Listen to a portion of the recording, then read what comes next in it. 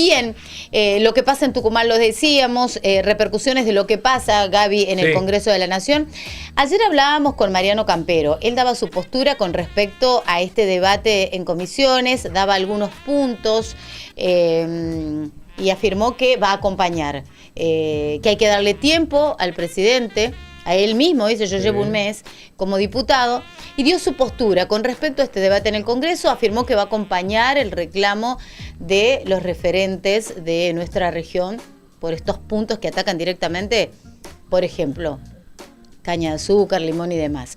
Pero ahora vamos a ver otra postura, porque ayer hubo un importante encuentro al mediodía entre parlamentarios nacionales, representantes tucumanos en el Congreso, con el gobernador Jaldo. Por eso ya lo saludamos, está al aire el doctor Pablo Yedlin, un gusto saludarlo, doctor. Buen día, Gaby Sanzano y Ana Pedraza de la Tucumana.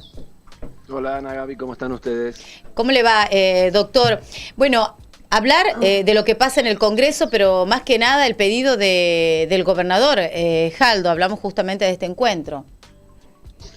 Sí, la verdad que estamos tratando una ley muy compleja, muy grande. Es una ley que incluye muchísimas áreas. La verdad la estamos tratando por decisión del Poder Ejecutivo en una manera muy apurada, con muy poca participación de las comisiones, solamente 3 comisiones, teniendo temas que van desde el tema electoral, pasando por la justicia penal, el deporte, el turismo, la salud, ¿no? las economías regionales. Entonces, claro, es tan extenso el temario que a veces es difícil darle una noción real a todos cuando hablamos de esto, y terminamos hablando de un pedacito, ¿no? De cada una de estas leyes. Pero la verdad es que la ley, así como fue presentada, nosotros no la podemos acompañar. Definitivamente la ley como fue presentada no la podemos acompañar, nadie la puede acompañar, tampoco Mariano Campero la podría acompañar. Él está planteando acompañarla si es que aparecen algunas modificaciones que se han planteado en el tema, por ejemplo, de la derogación del artículo 59, que es el artículo que permitiría la importación de azúcar, que es un producto muy subsidiado en otros países, y entonces a nosotros nos destruiría la industria azucarera, y estamos hablando de 57.000 tucumanos que viven de eso, ¿no? O el tema de los biocombustibles, en donde nosotros tenemos hoy una ley que al 2030 nos garantiza un piso de 12% de corte. Hoy esta es la ley que tenemos de esos 12% de piso, 6 de caña de azúcar y 6 de maíz. Iríamos a una ley, según lo presentado inicialmente, en el cual no habría piso de corte y que se podría importar bioetanol de otros países. Bueno, eso tampoco se puede votar. Ahora, esto se está intentando corregir. O sea, hay digamos, intentos de todos de que este articulado se corrija. Más allá de si nuestra postura final será apoyar o no la ley, estos artículos, si llegan a salir, serían nefastos para la economía tucumana, ¿no?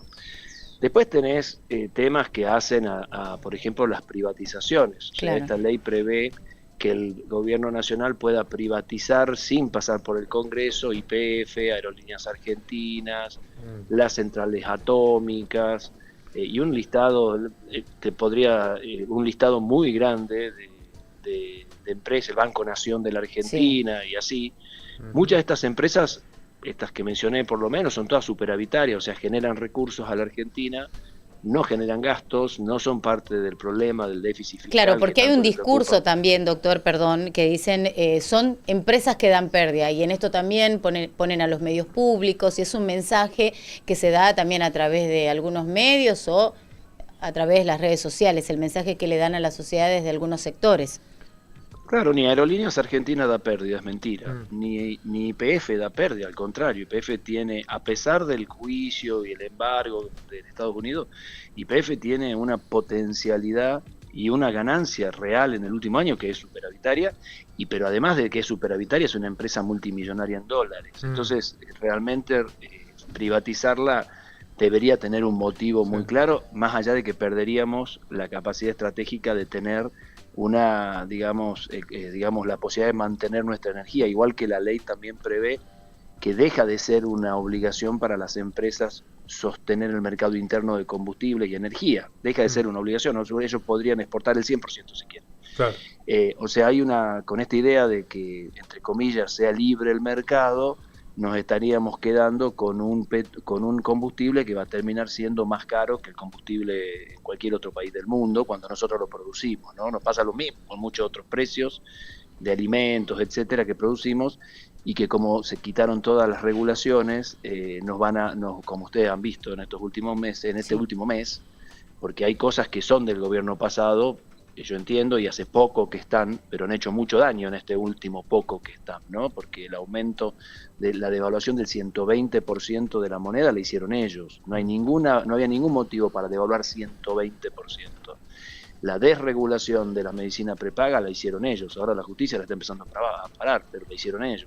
La desregulación de precios de medicamentos, de alimentos, etcétera, la hicieron ellos. Entonces, hay gran parte de la inflación.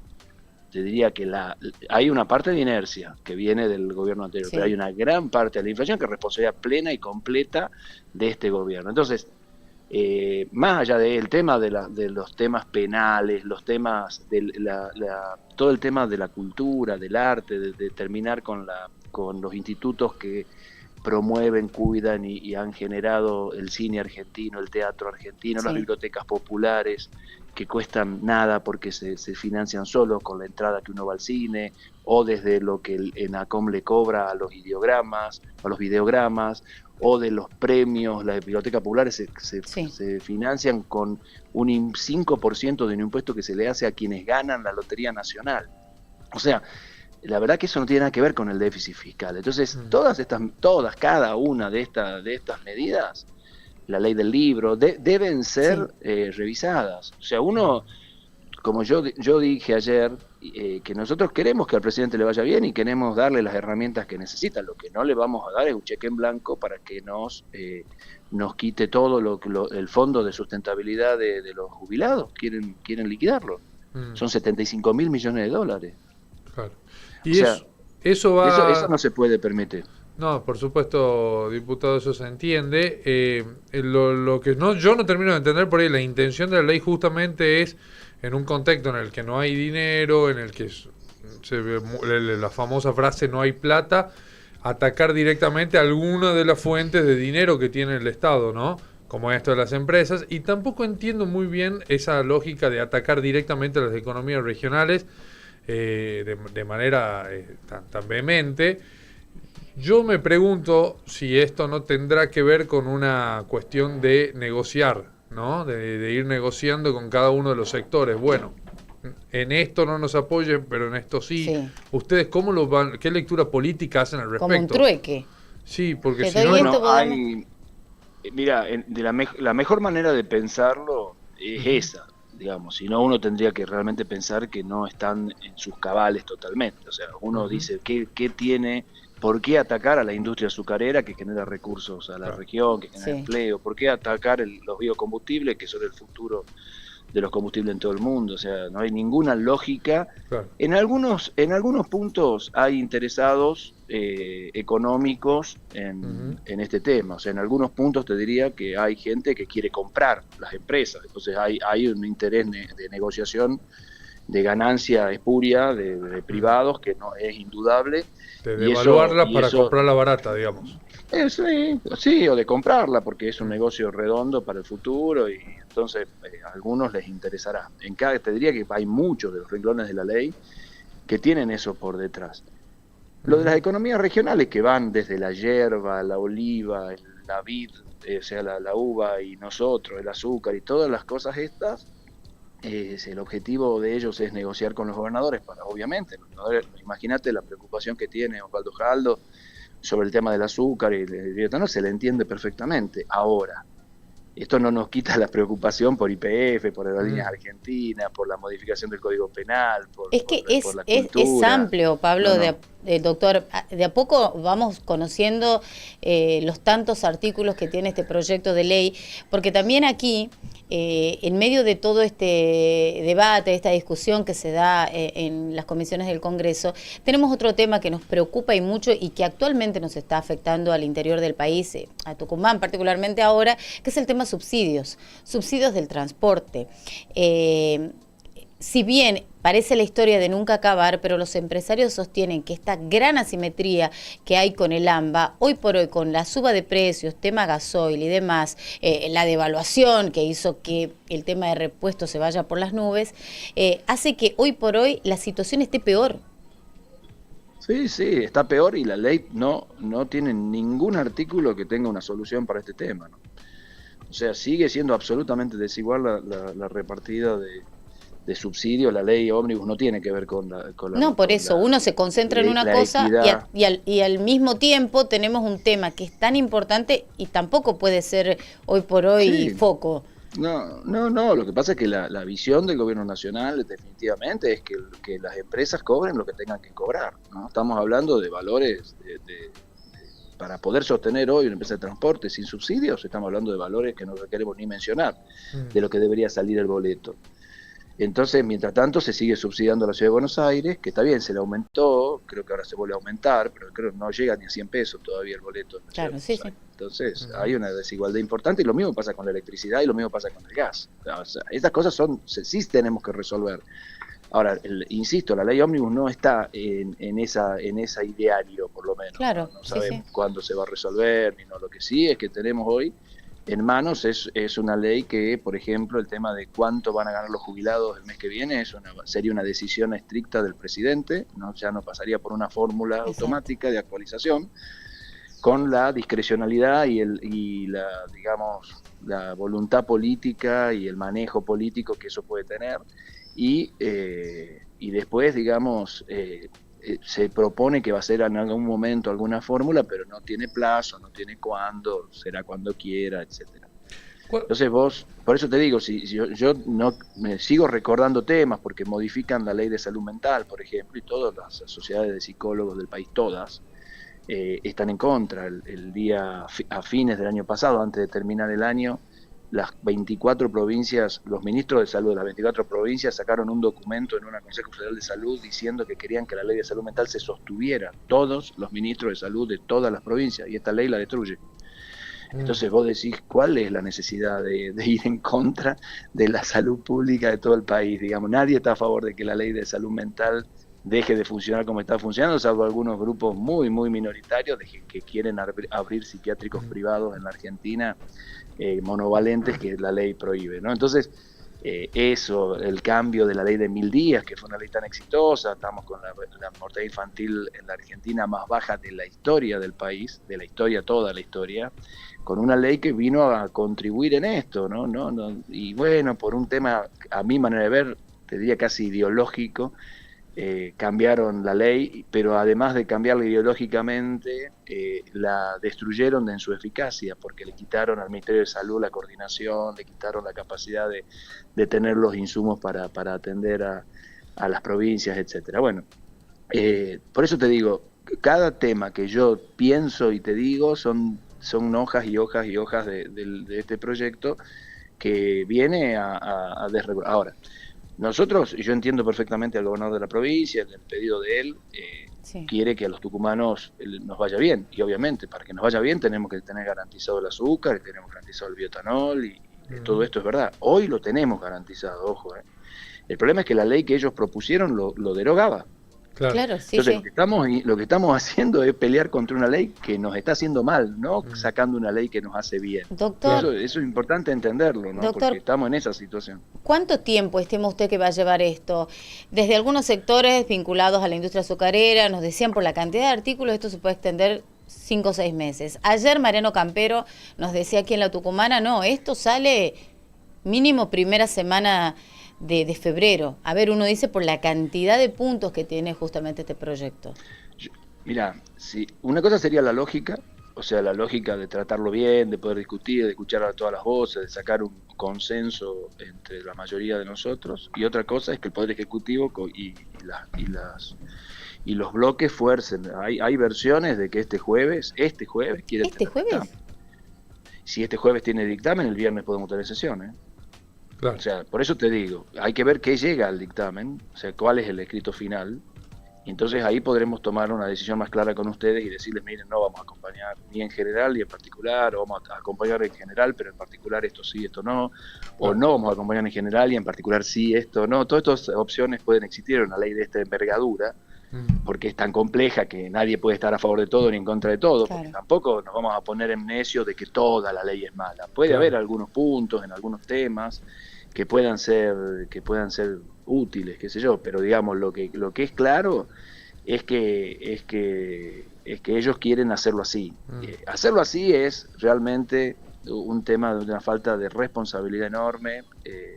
No hay, vos fíjate que el DNU está efectivo y sin embargo la situación del país ha empeorado este último mes. O sea, tampoco es verdad que estas leyes van a, porque uno le permita privatizar YPF, de pronto bajan los precios en la Argentina. No es verdad. Diputado, es el problema de la gente. Le pregunto, el dictamen, para pasar también un poco y clarificar cómo es el proceso, el dictamen sale ya con algunas modificaciones y lo que se vota es la ley modificada o no, según el dictamen, y se aprueba o se desaprueba en una sesión. ¿Así es el proceso?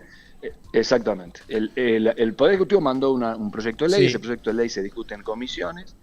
Cada comisión tiene que dar van a ser un dictamen unificado, obviamente, no va a haber 3 dictámenes, va a haber un dictamen unificado de las 3 comisiones. Cada comisión tiene que darle mayoría, tiene que conseguir mayoría en cada una de las comisiones de firma de dictamen, y ese dictamen unificado va al recinto, que puede ir al otro día. En diputados puede ir exactamente en Senado, tiene que esperar una semana. Acá puede ir al otro día inmediatamente al recinto. Una vez que llega al recinto, todavía puede modificarse. O sea, uno puede decir se vota en general, se aprueba. Si se aprueba en general, entonces se empieza artículo por artículo. Esto puede llevar 2 días. Entonces el artículo 1 se vuelve a poner a votación, o el título 1 completo puede ser, se puede ir, digamos, arreglando eso, y se proponen modificaciones. Por ejemplo, si el artículo 59 de la ley de azúcar está en el dictamen, uno puede proponer que no esté. Y ahí a que el miembro informante acepta o no acepta las modificaciones, y una vez que se queda claro cómo quedaría el texto, se vota. Y ese artículo, si consigue mayoría, pasa, y si no consigue mayoría, se borra de la ley. Y así. Bien, uno por uno los artículos. Si se desaprueba, es un proceso medio engorroso. Sí. Claro, si se desaprueba en general, la ley queda, digamos, directamente desarticulada. Si se desaprueba en general, claro, no pasa. Lo que pasa es que si la llevan al recinto es porque tienen los votos para aprobarlo. Claro. Digamos, eso es lo que uno entiende. Digamos. Nadie me lleva al recinto una ley si no tiene los votos para aprobarla. Claro. Eso quería consultarle. ¿Cuál es el panorama? Si hablamos de consensos, si hablamos... Me imagino la charla que tiene con sus pares, los otros parlamentarios. ¿Cómo están los números, Pablo? Porque, a ver, el reclamo de la gente de algún sector es la mirada está puesta en el Congreso. Sí. Mira, yo tengo diálogo con todos. Yo tengo mucho con los libertarios no tanto porque son nuevos y no los conozco, pero sí con los radicales, sí con el grupo de Pichetto, que en realidad más diálogo tengo con Emilio Monzó y con Nicolás Massot, y tengo con la coalición cívica, con Pablo Oliveto y con la izquierda, y obviamente Unión por la Patria. La verdad que el diálogo, te digo la verdad, es de colaboración. Hay un intento del Congreso Nacional, aún de nosotros, que digamos somos la oposición, digamos, más dura, digamos, por decirlo así entre comillas, o la más grande, por decirlo de otra manera, tenemos la idea de colaborar con el gobierno. Lo que pasa es que es difícil, no se deja ayudar mucho este gobierno, ¿no? Porque todo lo que ha hecho el presidente hasta ahora ha sido en contra del Congreso, desde que su primer discurso hablándonos a espalda, cuando asumió, hasta decir que los radicales cobran coima por aprobar esta ley, bueno, los radicales, los que lo apoyan a él, digamos, cobran coima, que estamos jugando al fulbito para la tribuna. Y no explica, digamos, tampoco cuál sería, digamos, la gran necesidad de liquidar el fondo de garantía de sustentabilidad de los jubilados, que son 60.000 millones de dólares, y quién se lo va a llevar, qué empresas quieren recuperar sus acciones, todo esto. Por eso, es un tema complejo. Yo de verdad, para ser optimista y para dar un mensaje de optimismo, creo que el Congreso está haciendo lo que tiene que hacer, se está trabajando, se está escuchando a la gente, estamos con un oficialismo muy inexperto, por decirlo así, muy nuevo, que vamos a ponerle ese matiz, digamos, de misericordia arriba, haciendo lo que tenemos que hacer. Vamos a defender las banderas que nos llevaron a nuestras bancas. Nosotros no vamos a abandonar las banderas que nos llevaron a nuestras bancas. Esas banderas son, por supuesto, proteger a Tucumán y a su industria, a su trabajo, pero también defender a los argentinos y a las argentinas en toda la Argentina de las cosas que hemos siempre dicho y defendido. Así que eso aquellos que nos votaron, que me votaron, pueden tener la garantía que desde esa banca eso va a ser la voz que se va a escuchar. Diputado, y en esta misma línea, sus pares tucumanos, ¿qué charlas ha mantenido más allá de las diferentes banderas políticas que tenga cada uno? Bueno, con Mariano Campero el otro día estuvimos volviendo de Buenos Aires juntos, charlando. Bueno, ellos tienen una mirada más, te diría, positiva de estas nuevas medidas, del cambio que está haciendo el presidente. Y bueno, quieren acompañarla, digamos, más bien, no te diría libro cerrado, porque obviamente tampoco le gusta lo del azúcar y el biotanol, pero el resto de las medidas no la discuten. Te diría que este sería un poco el planteo, por lo menos lo que yo entendí, digamos, no habría que preguntarle a él, pero me parece que hay una mirada más condescendiente con el resto de las medidas, salvándose el azúcar y el biotanol. A mí me parece que eso queda corto. La Argentina somos todos y la ley de salud mental nos incluye a todos y la ley de los 1000 días nos incluye a todos por dar un tema de salud, y lo mismo que Aerolíneas Argentinas, lo mismo que el Fondo de Sustentabilidad. No estamos hablando de cosas chiquitas, vender el Banco Nación, estamos hablando de cosas muy importantes que van a digamos, marcar el futuro de la Argentina. Uh-huh. Bueno, hay quienes tienen una idea de que este futuro es virtuoso y hay quienes creemos, como yo, que no lo es. Entonces, y que había otra manera de salir de la crisis, sin negar la crisis, había una manera de salir de la crisis que no era este ajuste fenomenal en la gente, un ajuste, la verdad, indescriptible, impensado, te diría, yo no solamente impensado el ajuste que estamos viviendo, y que lo está pagando la gente que menos tiene, no tengan duda que no es la casta lo que lo está pagando, así que no fue lo que se dijo en campaña, no fue, y bueno, y ahí estamos. Pero bueno, son las discusiones que tienen que ver con la política. Bien, doctor, le agradecemos mucho este contacto. Vamos a seguir, por supuesto, en comunicación para conocer lo que pasa en el Congreso de la Nación en el marco de esta ley ómnibus. Gracias, en nombre de todos los que hacemos La Tucumana. Gracias a ustedes, ya nos vemos pronto. Hasta luego. Pablo Yedlin, diputado nacional. Proyecto de ley ómnibus, debate en comisión. Bueno, habló de los puntos más importantes, estamos hablando de 900 que tiene esta ley, pero también decía, que esto puede llegar a tratarse esta misma semana en el Congreso. Sí, que podría el jueves tener dictamen, por ende, hasta sesionar el día viernes, claro, en diputados. Vamos a ver.